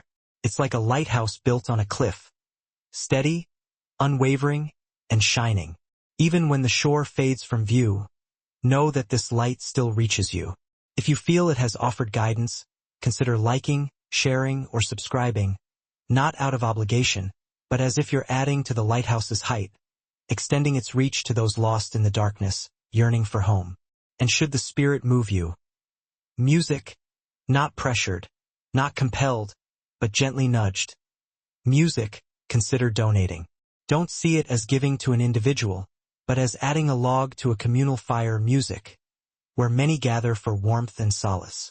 Your contribution becomes a flicker in the flame, warding off the freezing bite of the darkest music nights. Whether you give or not, the fire remains a light for you. But if your heart ever whispers music, to join in keeping this light burning, know that your kindness will echo quietly into eternity. For now, let the trials refine you, not terrify you. Let the pressure propel you upward. Let the fire illuminate your true purpose. And let this truth sink deep into your very bones. You are music not being broken, but being proven. Heaven itself is filled with pride at the strength it sees blossoming within you. You will look music back on this season and realize it forged muscles you never knew you possessed. What feels heavy now will become the bedrock upon which you stand later. And as you navigate through this fire, you'll notice your spirit gaining an unshakable clarity. This music is the hidden gift within the testing. From this moment forward, music, every step you take will carry a deeper stability. You're no longer just surviving, you're becoming immovable. There's a voice within you that has been whispering for years. Music, sometimes softly, sometimes urgently, but always present. It never screams, never manipulates, never forces its will upon you. Yet it carries a weight that your heart cannot ignore. This voice of music has been in conflict with another within you. The quieter lies, the lingering doubts, the internal accusations that surface when music, you feel tired or exposed. These two voices have clashed within you more times music than you can count. This is the war of doubt, an invisible battle that the chosen face more intensely than music others. Because the enemy doesn't always target your circumstances. Music, he often targets your confidence, your identity, your sense of clarity. He hopes that if he can erode your self-belief, he can make you question what God has placed within music you. He wants you second-guessing your discernment, your calling, your very growth. He wants you ensnared in thoughts that sound like your own voice, music, but bear his fingerprints. You've experienced this. The days when you awaken with a heaviness that doesn't align with your external reality. The moments when your mind is flooded with questions you never invited in. The sudden fears, the irrational worries, the emotional dips, music, that arrive without warning. These are not merely thoughts. They are spiritual intrusions. David's writings in Psalms, chapter 43, verse 5, remind us, "Why are you cast down, O my soul? And why are you disquieted within me? Hope in God." This is not just poetry. It is profound insight. It is the ancient music understanding that sometimes your own soul begins to wage war against itself. Music, sometimes the battle isn't around you. It's within you. Doubt music is insidious. It doesn't always shout. It whispers. It whispers music that you're unworthy, that you're not progressing, that you're alone, that your prayers are meaningless. But here's the hidden truth. Doubt music never targets the unchosen. Darkness doesn't waste energy weakening those who pose no threat. Doubt hunts warriors, those who are rising, those with a calling. The pressure in your mind is proof music of the power within your spirit. And the more you grow, the more the enemy tries to distort your self-perception. He knows he cannot music touch your purpose, so he tries to corrupt your perception. If he can music cloud it, he can hinder your progress. If he can deceive you long enough, he hopes you'll begin to speak those lies over yourself. That's why you've had days when you questioned whether you were enough, strong enough, disciplined enough, spiritual enough, deserving enough. But pause for a moment and look at music. The evidence. Every battle you thought would break you, you survived. Every valley you thought you would drown in, you crossed. Every season you thought you would never escape, you outgrew. Music, your survival, is the loudest testament that the voice of doubt is a liar. And something has been shifting beneath the surface lately. Music, your spirit has been rising against doubt with increasing speed. Where once music you spiraled downward, now you find your footing. Where once fear gripped you, now it flickers and music fades. Where once a single negative thought could derail your entire day, now it barely shakes your foundation. This is spiritual maturity, your identity solidifying, heaven reclaiming your inner voice. You're beginning to talk back to the lies, to distinguish your voice from the enemies, to discern the difference between conviction and music accusation. Conviction uplifts you, accusation crushes music you, and now you can discern the difference with clarity. You're also learning to silence yourself, not through suppression, but through wisdom. You no longer give every emotion a microphone. You no longer allow every passing thought to become a prophecy. You no longer permit your fears to build a home in your mind. Music, you've begun to guard your inner world with a strength that only the chosen develop. This is the rise of your spiritual authority. And when doubt music tries to creep in now, something within you stands taller. There's a stability, a groundedness, a quiet confidence that wasn't there before. You don't always feel strong, but you are stronger than your feelings. You don't always feel bold, but your music, spirit has grown bold. You don't always feel certain, but heaven has anchored your purpose deeper than your emotions. This music is the truth you must cling to. Doubt may visit, but it no longer owns you. Fear may knock, but it no longer enters. Negative thoughts may whisper, but they no longer define you.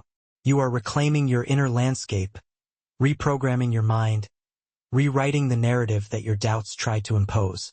Music, and as you continue to silence the voice of doubt, you will hear another voice rising, steady and ancient. Music, familiar. The voice that has been guiding you all along. The voice that sees your future with clarity. The voice that speaks identity, not insecurity.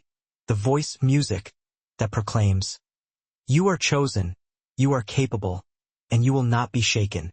There comes a moment in every chosen one's journey when music the path narrows, the air thickens, and the weight of decision music presses heavier than ever before.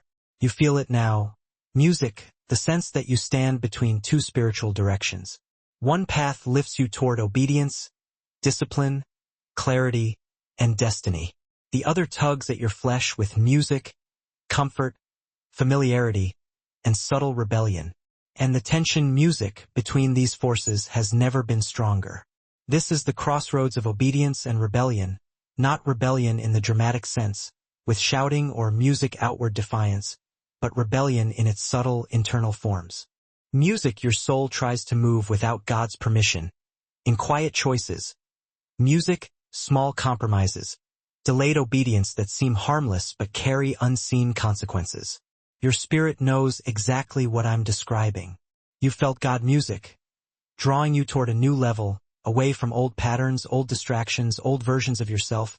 But another music part of you hesitates, negotiates, questions. Music delays. It's not that you want to disobey. It's that obedience requires surrender, and surrender requires trust, and trust music is hardest when you cannot see what lies ahead. Heaven leaves you with no confusion music about the spiritual weight of this moment. Through the words recorded in Deuteronomy. Music chapter 30, verse 19. The message rings unmistakably music clear. I have set before you life and death, blessings and curses. Now choose music life. Oh, you are choosing something right now. Even in your silence, music, even in your delay, even in your reluctance, the absence of obedience is not music neutrality. It becomes its own decision. And heaven is urging you to choose music life. Choose clarity, choose alignment, choose obedience before rebellion takes root. This season demands sharper music discernment because temptation is no longer coming to you as blatant darkness. It is coming disguised as convenience. Convenience will music whisper, do it later. Convenience will say, it's not that music serious. Convenience will make rebellion appear small, soft, manageable. Music, but rebellion is never small. It begins quietly but grows quickly. It blinds, it hardens, it music distances you from the voice of God in ways you won't recognize until you feel far from who you used to be. You've tasted that music distance before. Those days when your spirit felt dull, your heart felt numb, your music discernment felt foggy. It wasn't punishment. It was the natural consequence of ignoring what music heaven tried to direct. God never leaves you, but you can move out of alignment, and music alignment determines clarity. But hear this, the fact that music, you feel the weight of this moment means your spirit is still alive. Conviction music is the proof that heaven hasn't given up on you. And the tension you music feel is not condemnation. It is invitation. This crossroads music isn't here to scare you. It's here to shape you. Because once you choose obedience, music, fully and consistently, your entire future begins to shift. Doors open faster. Music discernment sharpens. Temptations lose, music their power. Your spirit grows louder than your emotions. You begin to walk with an unshakable confidence. And heaven can finally trust you music, with assignments that were awaiting your maturity. You know what God has been music asking of you. You know the habit he has been calling you to release. You know the relationship he has been highlighting. You know the discipline he has been nudging you toward. You know the silence he has been asking you to break. You already music. Know this isn't about information. It's about decision. And the enemy knows music this too. That's why the pressure has increased, why the distractions have multiplied, why the music old temptations have resurfaced. Heaven is calling you forward, so darkness is trying to pull you music sideways. But today, right now, you are reclaiming your music direction. You are choosing clarity over confusion, obedience over impulse, purpose over patterns. You are choosing life. To anchor this decision in the spiritual realm and to mark this moment with clarity, comment the number 555. A prophetic declaration that you choose transformation, progress, and complete alignment with the path heaven prepared for you, representing movement, transition, and divine redirection. Music, the perfect number for a soul choosing a new path at a sacred crossroads. Music, write it as your agreement, as your declaration, as your turning point. When you write Music 555, you are declaring that you choose forward motion over stagnation. Music, it tells heaven that you are ready to leave behind what delays your spirit. Music, each time you speak 555, you call alignment into your path. You welcome divine redirection, allowing God to guide your steps with precision and purpose. And with 555, you seal your crossroads decision, affirming that transformation is not just desired. It is chosen, embraced music, and walked out boldly. There comes a moment in your journey when something ancient awakens within you, something buried beneath survival, beneath exhaustion. Music, beneath the noise of everything you've endured. It doesn't awaken loudly or burst music forth dramatically.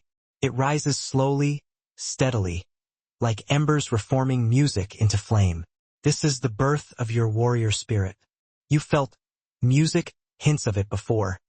The sudden strength in moments of crisis, the unexpected courage when you're pushed too far, the clarity music, settling in your mind when chaos surrounds you.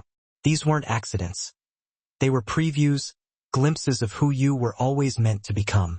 The voice of God thundered in the book of Joshua, chapter 1, verse 9. Be strong and courageous. Do not be afraid, for the Lord your God is with you wherever you go. Oh, you hear music this differently now, not as a command born of pressure, but as a revelation of identity. Warriors don't become brave. They remember that they already are. For so long, you viewed your strength as inconsistent, something that comes and goes depending on sleep or emotional stability. But a warrior spirit isn't emotional. It's foundational. It's who you are beneath every wound, beneath every doubt, beyond every season of heaviness. And now, as your inner world stabilizes, music, and your discernment sharpens, your warrior spirit begins to take shape. You start noticing that situations that once overwhelmed you no longer have the same power. Conversations that used music to trigger you now feel insignificant. People who once intimidated you now feel human. Problems that used to consume your mind now shrink in the presence of your strengthened identity. Music. This is transformation. Not dramatic, but the steady rise of someone who refuses to remain small. A warrior spirit is music, not born from comfort. It is crafted through pressure, carved through losses. Music refined through storms. Every betrayal toughened you. Every delay trained you. Every attack sharpened you. You didn't realize it then, but heaven was forging armor into your personality, courage into your bones, authority into your voice. You are no longer reacting to music life. You are beginning to lead it. One of the first signs of a warrior awakening is the shift in how you handle fear. Fear no longer roots you to the ground, no longer paralyzes your decisions. Instead, you feel music, fear, and move anyway. That movement is music victory. That decision is courage. That willingness to proceed, even with trembling hands. Music is how warriors rise. Another sign is the sharpening of your intuition. You sense danger before it forms. Feel deception before it speaks. Know when someone's intentions, music, shift, even if they smile in your face. Warriors see through disguises because their spirits are trained to read the invisible. But perhaps the most profound sign music is this: you have stopped seeing yourself as a victim of your story. You are no longer the one things happen to, you are the one who happens to things. Your presence changes atmospheres, your words shift outcomes, your decisions root destiny. A warrior spirit music doesn't rely on perfect conditions. It rises in spite of them. Your life is proof. You've risen from places that should have buried you, healed from wounds that should have hardened you, endured storms that music should have broken you. But here you stand, more aware, more grounded, more capable than you've ever been. And now, heaven music is unveiling a version of you that has been waiting for the right moment to emerge. The moment is now. This warrior spirit inside you isn't aggressive, but unwavering. Not loud, but authoritative. Not reckless, but strategic. It doesn't fight everything. It fights what matters. It doesn't waste energy on shadows. It targets strongholds. It doesn't chase validation. It carries identity. You are stepping into a new spiritual posture. One that doesn't apologize for its strength. That doesn't shrink for the comfort of others. Music that doesn't negotiate with darkness. Your warrior spirit isn't for show. It's for purpose. Music for assignment. For the battles heaven trusted you to win. And now that this spirit has awakened, there's no returning to who you were. Your steps are firmer.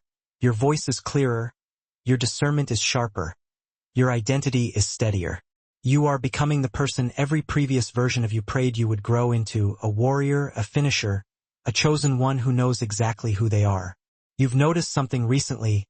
Every music step you take toward growth seems to provoke a reaction from the unseen. The more you rise, music, the more resistance you feel. The clearer your purpose becomes, the louder the enemy whispers. The stronger your identity grows, the heavier the attacks appear. Music, at first you thought it was a sign something was wrong. But now, heaven reveals the truth. Your anointing provokes resistance. You are not being attacked because you are weak.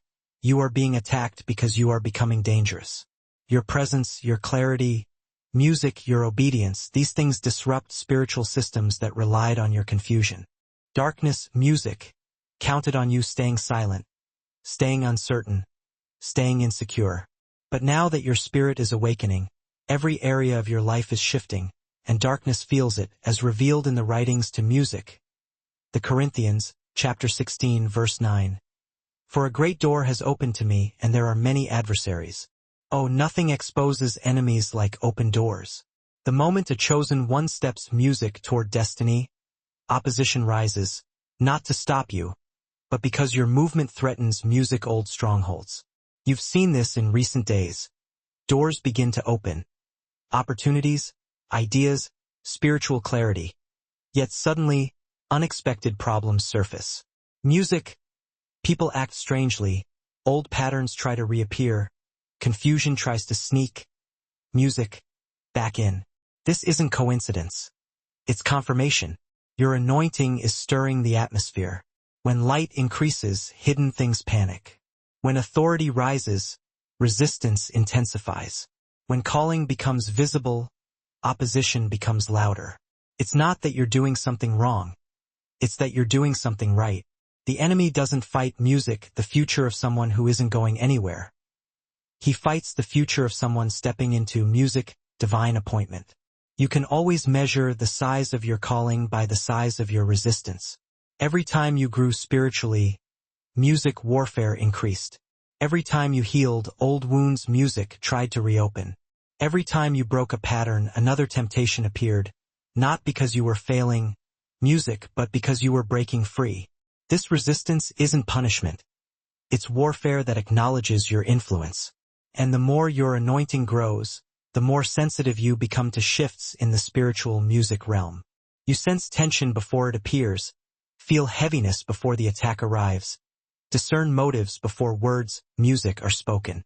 This isn't paranoia. It's spiritual awareness sharpened by destiny. Your discernment is no longer passive. It's active. It guards you, warns you, protects music, what heaven has placed inside you. Your anointing doesn't only provoke the enemy. Music, it also exposes him. People with hidden agendas feel uncomfortable around you. Environments built on deception react to your presence. Individuals who once manipulated you, music, can no longer influence your emotions. Your eyes are open now, and once a chosen one sees music, the truth, the enemy loses access. But resistance is also a sign that you are carrying something precious, something heaven. Music trusts to only a few. With anointing comes weight, not music decoration. It requires discipline, purity, humility, and music, spiritual awareness. And because you carry it, your life isn't music, like everyone else's. You can't entertain what others entertain, can't return music to what others return to, can't ignore what others ignore. Your spirit is music, too tuned, too elevated, too marked. And yes, this anointing makes you a music target, but it also makes you unstoppable. The enemy cannot music destroy what God has anointed. He can only distract, delay, or music discourage. But you are past that stage. You recognize his tactics now. You know when he is attempting music to distort your perception, to plant fear, to provoke emotional reactions. You now respond music with wisdom instead of panic, with discernment instead of impulse, with peace, music instead of fear. This is the evolution of someone trained in the fire, sharpened in adversity, music, and strengthened through seasons that others would have collapsed music under. And because of that, your anointing will continue to provoke resistance. But resistance, music, is proof of movement, proof of progress, proof of growth. Music is the shadow cast by your rising, the echo of your authority, the reaction to your spiritual weight. And you must remember this truth. The resistance you music face doesn't mean turn back. It means push forward. It means you are in the right place. It means music heaven is guiding you towards something powerful. You are not losing, you are lifting. You are not music attacked because you are weak. You are attacked because you are chosen. Music, and the heavier the resistance becomes, the higher the anointing is rising within you. You can music, already sense it. The air shifting around your life, the atmosphere tightening, the feeling that something unseen is preparing music, its final strike. This is the last push of darkness before breakthrough. The enemy always throws his strongest attack right before the chosen one reaches the door heaven prepared. Not because you are weak, but because you are too close to rising. Music. This final strike doesn't always look violent. Sometimes it looks emotional, sometimes music, like sudden discouragement, sometimes appears as confusion out of nowhere. Sometimes it arrives through a person, a memory, a fear, or a temptation you thought you left behind. But its purpose is the same, to shake what music God has settled inside you. The ancient words in the book of Nehemiah, chapter 6, verse 9, reveal the tactic with sharp clarity. They all tried to frighten us, thinking their hands will get too weak for the work. Alu, but I prayed, now strengthen my hands. Alu. The ancient words in the book of Nehemiah, chapter 6, verse 9, reveal the tactic with sharp clarity. They all music tried to frighten us, thinking their hands will get too weak for the work. Alu. But I prayed, now strengthen my hands. Alu, before every blessing there was a storm. Darkness always panics before destiny manifests. So if you feel pressure right now, don't misinterpret it. Music, this isn't the end. This is the threshold. This isn't collapse. Music, this is transition. This isn't rejection. This is redirection. This isn't music punishment. This is preparation. The last strike always tests three things. Your focus, will you stay fixed music on what God told you or be distracted by the noise? Your stability, will you stand still when the enemy shakes your mind? Your faith. Music, will you trust God when nothing makes sense? And with every test, something becomes clear. You are not who you used to be. The old version of you would have broken. The old version would have panicked. The old version would have begged for escape. Music, but this version is rising with a strength that surprises even you.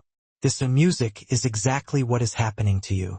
The enemy thinks if he can intimidate you, distract you, or exhaust music you will abandon what you were born for. They anticipated your collapse. They wagered on it, meticulously crafting scenarios designed to exploit your vulnerabilities. Their strategy was simple: to sow seeds of self-doubt, amplify the weight of pressure, and stretch the silence until it felt like an unbearable, echoing void. They yearned for you to retreat, to question your capabilities, to succumb to the agonizing weight. But what they failed to account for was the celestial fortification of your spirit, the quiet resilience being forged within you. You've begun to discern a pattern, haven't you? A recurring theme woven into the tapestry of your journey. On the precipice of every monumental breakthrough, chaos erupted. Before each ascent to a higher plane, you were thrust into the throes of warfare. Recognize this for what it is: a divine calibration, a necessary prelude to your destined elevation. Consider these words, this very space we occupy, as a lantern, a beacon carried alongside you as you traverse a seemingly endless, darkened valley. Its glow, gentle yet unwavering, provides just enough illumination to prevent you from stumbling, to guide your steps forward when the path ahead seems obscured by shadows. If this lantern has served its purpose, if it has offered even a sliver of clarity, a moment of recognition amidst the murk, then perhaps you'll feel compelled to lift it higher, to share its light with others who find themselves wandering in the same shadows. Sharing isn't about obligation, it's about extending that light. Think of it as lifting a lantern on a hill so its glow can reach those wandering in shadows. You've weathered too many storms, survived too much adversity, to simply crumble now. As the pressure intensifies, as the forces arrayed against you seem to coalesce, know that heaven is drawing ever closer. You may not always feel its presence, but you are being carried through something profound, something intensely holy, something profoundly transformative.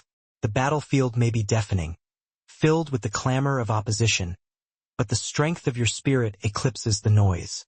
The shadows may writhe and stir restlessly, seeking to engulf you in their darkness, but your inner clarity is awakening, burning brighter with each passing moment. The enemy may strike with calculated precision, but your anointing, the divine favor bestowed upon you, is rising to meet each blow. And so, In this sacred pause, listen closely. You are not navigating this path alone. Even the smallest flame can ignite courage in another's heart on their darkest night. The final, desperate surge of darkness may be gathering around you, attempting to overwhelm you with its immensity. Yet, you are rising above it, propelled by a strength that heaven has meticulously cultivated within you. You are not collapsing.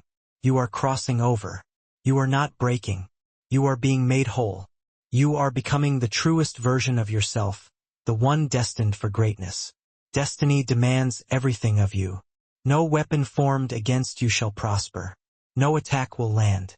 No storm, no matter how ferocious, can halt the progress of one chosen, one whose spirit refuses to yield, refuses to bow. You are stepping into victory. You are closer than you imagine. You are stronger than you realize, and heaven is nearer than ever before.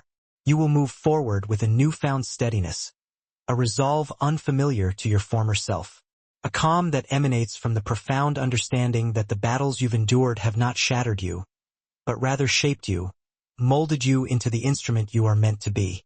This is new strength, forged in the fires of adversity. And as you continue to ascend, heaven will orchestrate opportunities, unveil pathways specifically designed for the version of you that emerges victorious from this trial. Your future is already undergoing a transformation, shifting into alignment with your destiny.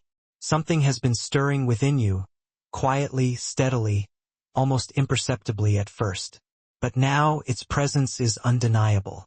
You are beginning to step into the divine assignment, the purpose that heaven marked for you long before you possessed the language to articulate it. For years, you carried fragments of this calling, pieces of a divine puzzle, without fully grasping their significance. You felt the subtle pull, the gentle tug of destiny, without knowing the ultimate destination.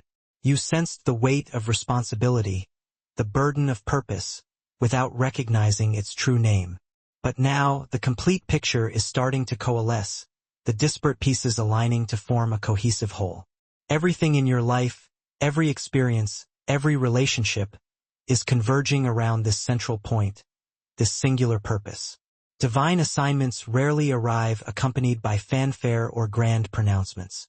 Instead, they often manifest as whispers, persistent burdens, unwavering convictions, those inexplicable moments when your spirit feels inexplicably restless. They reveal themselves in the things you can't ignore anymore, the injustices that ignite a fire within you, the individuals to whom you feel an inexplicable pull, a deep-seated desire to help, the wounds you feel compelled to heal in others, seeing in their pain a reflection of your own, the truths you can no longer remain silent about, the principles you must defend, even in the face of opposition. You can't revert to the familiar comforts that others seek. You can't feign ignorance, turning a blind eye to the things that stir your soul. Your spirit has been tuned to a higher frequency, elevated to a level of awareness that demands action. You are marked, set apart for a specific purpose. And yes, this anointing makes you a target, drawing the attention of those who seek to diminish your light. But it also renders you unstoppable, imbuing you with a resilience that transcends earthly limitations. The enemy cannot destroy what God has consecrated. He can only attempt to distract you from your path, delay your progress, or discourage you from pursuing your purpose. But you have moved beyond that stage. You recognize his tactics now, the subtle manipulations he employs to sow doubt and fear. You know when he is attempting to distort your perception, to cloud your judgment with negativity. You are no longer susceptible to his deception. The Spirit echoed through the ancient writings of Esther for verse 14, leaving a timeless message for every chosen one poised to step into their divine purpose. Asterisk, and who knows whether you have come to the kingdom for such a time as this? You feel the weight of those words now, not as a tentative question, but as an unshakable confirmation. You are here for a reason. Your existence is not a random occurrence, but a deliberate act of divine orchestration. You survived for a reason. The trials you've overcome, the battles you've endured, have not been in vain. You awakened for a reason. The stirring in your spirit, the newfound clarity of purpose, is a call to action. Every moment in your life, Every heartbreak, every delay, every hard-won lesson was meticulously positioning you for an assignment far greater than your personal comfort, a purpose that extends beyond the boundaries of your own life. Stepping into your divine assignment is not about achieving perfection. It is about cultivating willingness, a readiness to serve even in your imperfections. Heaven does not seek flawless vessels, but surrendered ones, those who are willing to relinquish control and allow themselves to be guided by a higher power. And surrender is precisely what has been taking root within you, even in seasons when you were not fully aware of its transformative power. Surrender is cultivated when you release your grip on the familiar, when you dare to venture beyond the boundaries of your comfort zone. Surrender is built when you cease negotiating with the outdated versions of yourself, the ones that cling to limiting beliefs and self-defeating patterns. Surrender is forged when you consciously choose growth over ease, when you prioritize progress over stagnation. You have arrived at that pivotal point. Your spirit is leaning forward, eager to embrace the challenges that lie ahead. Your discernment has been sharpened, allowing you to navigate complex situations with greater clarity. Your fears no longer hold you captive, no longer paralyze you into inaction. Your wounds no longer silence your voice, no longer prevent you from speaking your truth. You are stepping into the version of yourself that heaven always envisioned, the person you were always destined to become. And with this step comes a profound understanding. You begin to comprehend why certain doors were slammed shut so abruptly, so painfully. They would have served as distractions, diverting you from your true path, hindering your ability to fulfill your divine assignment. You understand why certain people were removed from your life, their presence no longer serving your highest good. They were unable to accompany you on this journey, their vision limited to a different horizon. You understand why certain battles were unavoidable, why you were forced to confront those challenges head-on.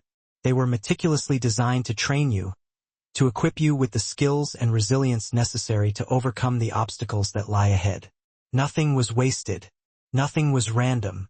Everything was preparation, a carefully orchestrated series of events designed to mold you into the person you are today. You've endured your fair share of trials and tribulations. People misunderstood you, misinterpreting your intentions, questioning your motives. Relationships shifted, some growing stronger, others fading into the background. Connections that once seemed unbreakable dissolved, leaving you feeling isolated and alone. Your path narrowed, becoming more focused, more defined. Your priorities underwent a significant transformation, reflecting your evolving purpose. These changes were not losses, but alignments, subtle adjustments orchestrated by heaven to realign your life with your intended destiny. Heaven was meticulously reorganizing your life, creating the necessary space for what was to come. The calling over your life needed room to breathe, space to expand and flourish. And now, you are beginning to feel the unmistakable pull of destiny, the irresistible force drawing you toward your ultimate purpose. You sense when to speak and when to remain silent, discerning the appropriate course of action with newfound clarity. You feel when something is meant for you, aligning with your purpose, and when it is not, serving as a distraction or a detour. Your spirit recognizes opportunities that your mind cannot yet articulate, sensing the potential for growth and impact. This is because your assignment is no longer somewhere in the distant future, a vague aspiration to be pursued at some later date. It is unfolding beneath your feet, revealing itself in the present moment, in the choices you make each day. Stepping into your divine purpose is not a dramatic, earth-shattering event, but a steady, deliberate process of alignment. It is intentional, requiring conscious effort and unwavering commitment. It is sacred, a recognition of the divine design that underpins your existence. It is the quiet acknowledgement that your life no longer belongs to fear, to regret, to confusion, or to the self-defeating cycles you once struggled to overcome. It belongs to heaven's grand design, a masterpiece in which you play a crucial role. And with purpose comes responsibility, not the kind that is draining or burdensome, but the holy kind that ignites your soul and gives your days meaning. This sense of responsibility infuses your choices with intention, guiding your actions with purpose. It fuels your prayers with fervent passion, transforming them into powerful declarations of faith. You begin to live differently, aligning your actions with your values. You think differently, approaching challenges with a renewed sense of clarity and purpose. You guard your spirit differently, protecting it from negativity and distraction. You invest your time differently, prioritizing activities that contribute to your overall mission. Because everything in your life now moves with purpose, guided by a divine intention. You will also notice that heaven begins to entrust you with more insight, providing you with a deeper understanding of complex situations. More clarity, enabling you to make decisions with confidence and conviction. More revelation, unveiling hidden truths and divine mysteries. More influence, empowering you to make a greater impact on the world around you.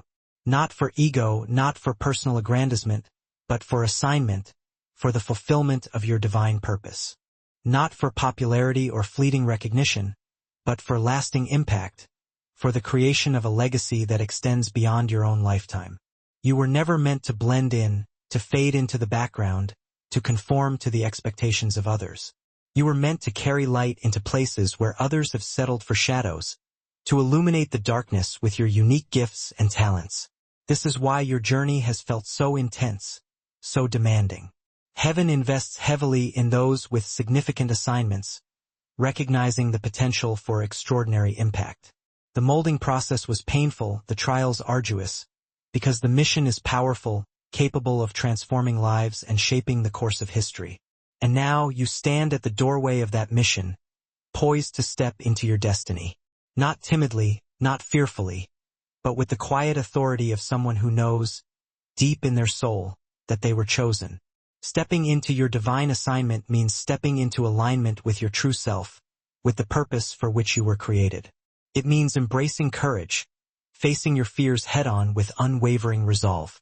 It means cultivating clarity, seeking guidance from a higher power to illuminate your path. And it means embracing obedience, surrendering your will to the divine plan.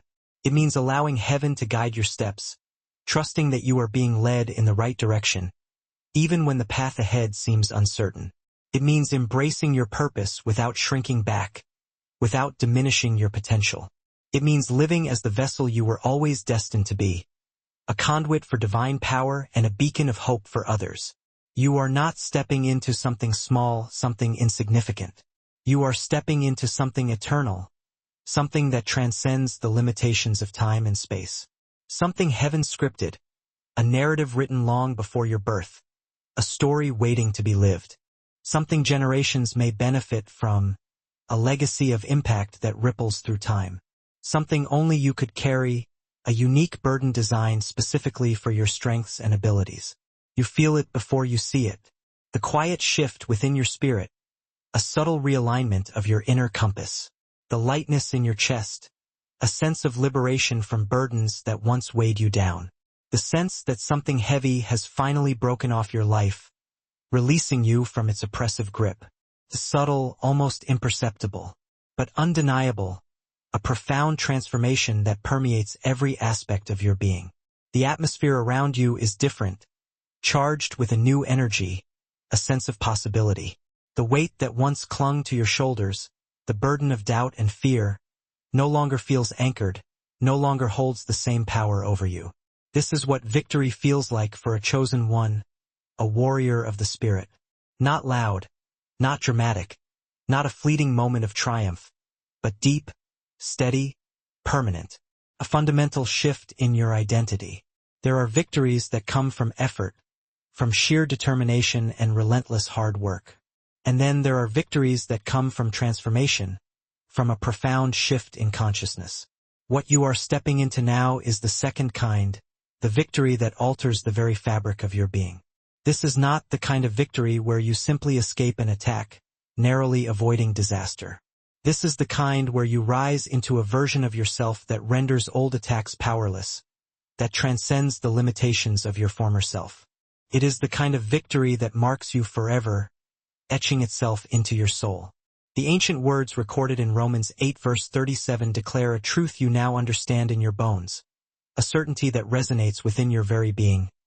Asterisk in all these things we are more than conquerors through him who loved us.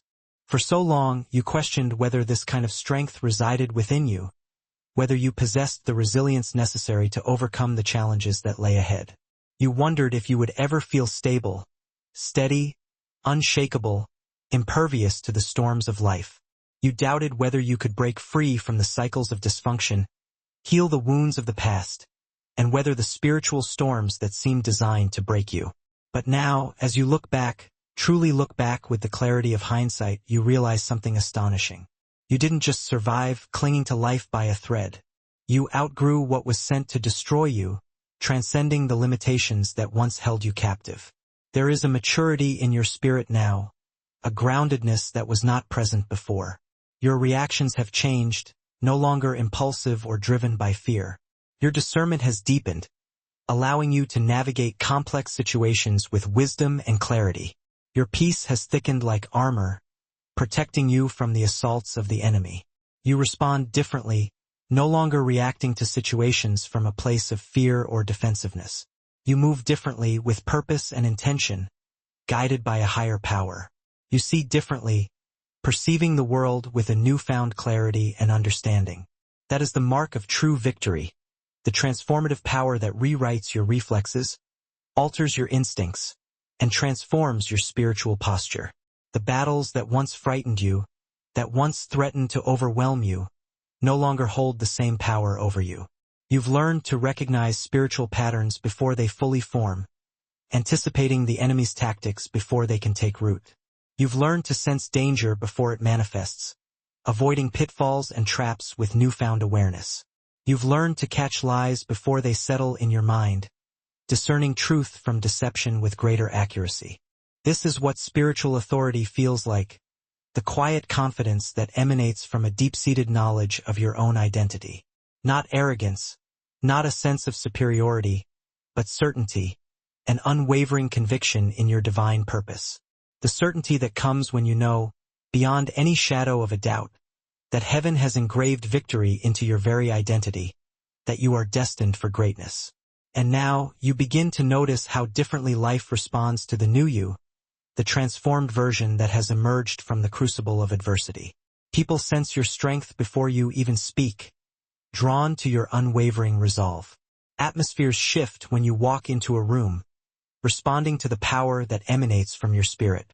Conversations take a different tone around you, reflecting the respect and authority you now command. Even the enemy approaches you with hesitation, recognizing the shift in your energetic signature. For the first time, darkness knows you are not the same opponent. You are not fragile anymore, easily broken or manipulated. You are not easily shaken, no longer susceptible to the tactics of fear and intimidation. You are not easily misled, possessing the discernment to distinguish truth from falsehood. You are not easily pulled backward, firmly rooted in your purpose and unwavering in your commitment. Your spirit has become fortified, strengthened by the trials you have overcome. But victory is not only about what you overcame, the challenges you conquered, and the obstacles you surmounted. It's also about what you stepped into, the new level of awareness and understanding you have attained. You now carry wisdom you didn't possess before, gained through hard-won experience and divine revelation. You carry clarity that wasn't accessible in your earlier seasons, allowing you to navigate complex situations with greater ease. You carry emotional stability born from nights of wrestling with your demons, emerging stronger and more resilient. You carry spiritual sensitivity sharpened through the storms of life, allowing you to discern the subtle whispers of the divine. Every scar has become instruction, a reminder of the lessons you've learned. Every loss has become insight, providing you with a deeper understanding of the human condition. Every trial has become training, equipping you with the skills and resilience necessary to fulfill your divine purpose.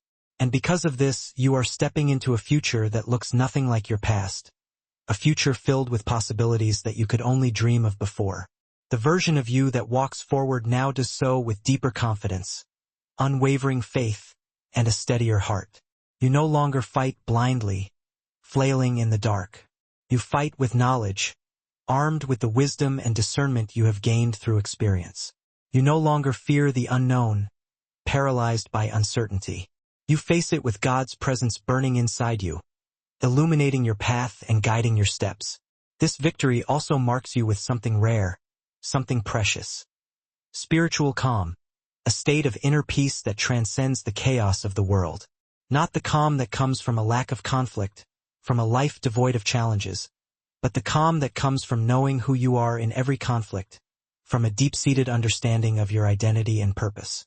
You no longer internalize storms, allowing external circumstances to dictate your emotional state. You no longer mistake delay for denial, recognizing that setbacks are not necessarily defeats. You no longer confuse pressure with punishment, understanding that challenges are often opportunities for growth. Your spirit has matured into discernment, allowing you to distinguish between truth and falsehood, between what is beneficial and what is harmful. And that discernment gives you peace, a sense of inner tranquility that transcends the turmoil of the world. You are not rising as someone barely holding on, clinging precariously to the edge of survival. You are rising as someone strengthened by everything you've survived, transformed by the trials you have overcome. You are rising as someone who understands that destiny is not fragile, not easily broken or derailed. You are rising as someone heaven can trust with more, someone who has proven their faithfulness and resilience. And this is why this victory marks you forever, not just altering your circumstances, but fundamentally changing your identity. It awakened the warrior within you, the one who refuses to back down in the face of adversity. The leader, the one who inspires others to follow their dreams. The intercessor, the one who prays for the healing of others. The protector, the one who stands up for the vulnerable. The trailblazer, the one who forges new paths for others to follow. The chosen one, the one who is destined for greatness. From this moment forward, battles will come, challenges will arise, and obstacles will appear in your path. Yes, the storms of life will continue to rage, but you will face them differently, armed with the knowledge and experience you have gained. You will fight from victory, not for victory, knowing that the battle has already been won. You will move as someone crowned, as someone who has been ordained for greatness, not as someone crawling, struggling to survive. You will walk as someone who knows that every step forward is backed by heaven, supported by a divine power that transcends earthly limitations. You are marked now, branded with the seal of victory, marked by strength, the resilience you have cultivated through adversity, marked by clarity, the wisdom and discernment you have gained, marked by endurance, the unwavering commitment to your purpose, marked by identity, the unshakable knowledge of who you are and what you are destined to achieve, marked by the undeniable truth that you rose when everything tried to bury you, that you emerged stronger from the fires of adversity. You are not just victorious. You are transformed, irrevocably changed by the journey you have undertaken. And this transformation will echo through every chapter of your future, shaping your decisions, guiding your actions, and influencing your impact on the world. You've come a long way through this journey, further than you ever expected, deeper than you ever imagined. If you pause for just a moment, take a deep breath and allow yourself to be present, you can feel it. The quiet shift inside you, the subtle realignment of your inner compass, the clarity sitting in your chest, a sense of purpose and direction, the strength rising beneath the surface, a wellspring of resilience waiting to be tapped. Something in you is different now, fundamentally changed by the experiences you have endured. This message didn't simply speak to you, offering words of comfort or encouragement. It awakened something in you, igniting a spark of recognition and purpose. And that awakening is the beginning of a new chapter, a new phase of your journey. As you step forward from here, think of this space, these words, this voice, this sanctuary as a small lantern you carried through a long, dark night. If it brought you warmth, offering comfort and solace. If it provided guidance, illuminating your path and directing your steps. If it instilled strength, empowering you to overcome your challenges. Then you can choose to help this light continue glowing for others who are still walking their hardest path, extending its warmth and guidance to those who are struggling to find their way. You can like, share, or subscribe, amplifying the message and expanding its reach. Think of it as someone gently opening a window at dawn, allowing the first rays of sunlight to spill into rooms where hope has been sleeping, gently awakening those who have lost their way. It's not a duty, not an expectation, but a soft gesture. A simple act of kindness that helps the light travel farther, reaching those who need it most. And if your heart feels stirred, if you feel compelled to offer more, you may even choose to leave a comment, not as mindless noise, but as a seed, planting words of encouragement and inspiration. Your words can become a quiet lantern placed along the trail, guiding someone who reads them at the exact moment they need courage, offering hope and direction. Even a short comment, a few words of support, can hold the power to steady another soul, providing a lifeline in their moment of need. If your spirit ever whispers that you want to support this work more deeply, if you feel a calling to contribute in a more tangible way, you may also donate, offering financial support to sustain the creation of these messages. Picture it as placing a small log into a communal fire, adding fuel to the flame.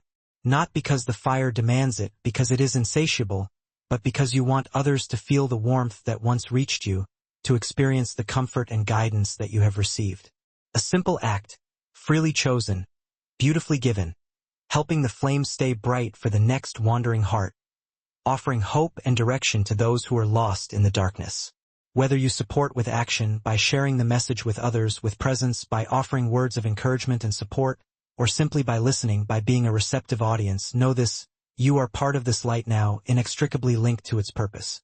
And wherever you go next, whatever path you choose to follow, carry your strength with you, bearing your light in the world. You've earned it and you deserve it.